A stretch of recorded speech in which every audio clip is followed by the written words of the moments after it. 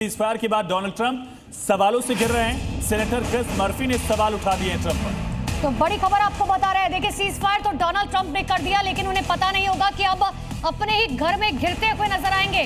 Senator Chris Murphy ने सवाल उठाया। रोबिंदर सर, यस, मैं बता रहा हूँ पिछले 24 घंटे बाकी चल रहा था। ट्रंप मैवरिक है, टाको है, नॉन टाको है, ऑलवेज कैरीज ऑन है, चिकन आउट, मिक्स रहता है। इसका धमकी देता है, करता भी है, पीछे भी हटता है, फिर कहता है रोक दूंगा, 2 हफ्ते बाद फिर शुरू करूंगा, सारा था।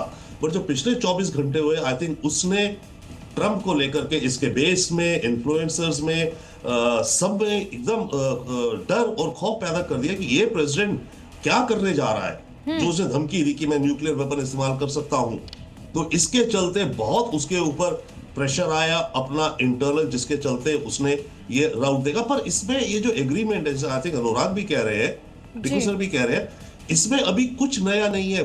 फॉर एग्जांपल एक पॉइंट है इसमें, 10 पॉइंट जो ईरान के, एक है कि American forces will withdraw from the Gulf region. अब मुझे बताइए, क्या ये सारे बेस वापस हटाएगा? नहीं।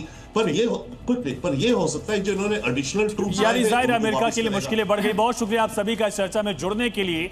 महायुद्ध में क्या ये डोनाल्ड ट्रंप का सरेंडर है? क्या ये ट्रंप का सरेंडर माना जाए? क्या माना जाए कि अगले 14 दिन तक अब कोई बमबारी, कोई अटैक नहीं होगा? अनुराग सर, यही सवाल मेरा आपसे।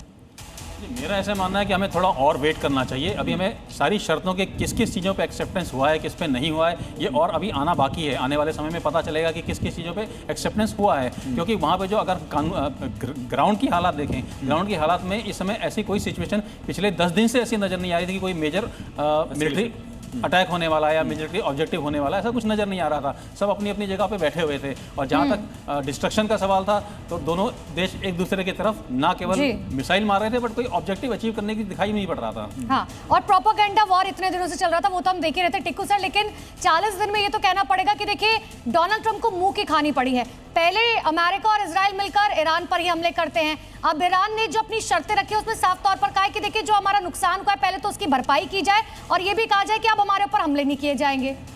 देखिए, मैं तो जब से ये उन्होंने सीज फायर का घोषित हुआ, तब से मैं मानता हूं कि अमेरिका पीछे हट गया है, क्योंकि अमेरिका के एक भी वॉर ऑब्जेक्टिव्स पूरे नहीं हुए।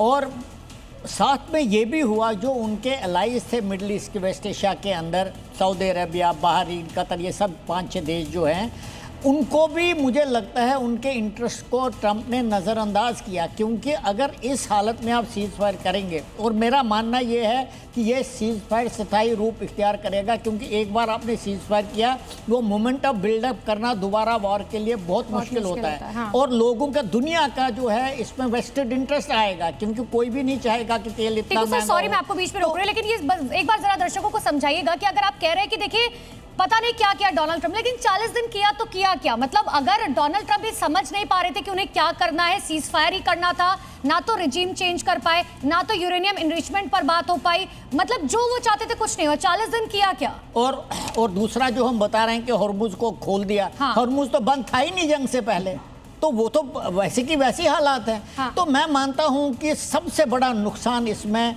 यूनाइटेड स्टेट्स का, उनकी छवि खराब हो गई, और उनके जो वेस्ट एशिया में। रविंदर सर, मेरा सवाल आपसे, जिसका जिक्र टिक्कू सर ने किया कि कोई ऑब्जेक्टिव अमेरिका का पूरा हुआ ही नहीं, क्या एक एस्केप रूट चुनने की कोशिश की गई डोनाल्ड ट्रंप की तरफ से एन वक्त पर? एक ऐसा मौका जहां अगर वो अटैक नहीं करते तो सवाल उठ ही रहे थे कि हर अल्टीमेटम उनका बेकार गया। नहीं, I completely agree with Tikku sir. पर अमेरिका ने अचीव भी करा। अमेरिका या ट्रंप ने जो अचीव करा, उसने दुनिया को दिखा दिया कि इनकी मिलिट्री पावर तो अनपैरेलल्ड है। वो तो हमने देखा, राइट? मिलिट्री पावर, वेपन्स जो हैं, और जैसे एग्जीक्यूट करते हैं। पॉइंट इज, वो तो मिलिट्री पोर्शन था ना। वॉर का कंडक्ट कैसे होना है, आगे क्या होना है, पीछे क्या होना है, उस सब में अमेरिका की छवि को डिफरेंटली दाग लगा है। रविंद्र सर, लेकिन दिखाया तो फिर ईरान ने भी ना। अगर अमेरिका ने दिखाया तो ईरान ने भी ना सर।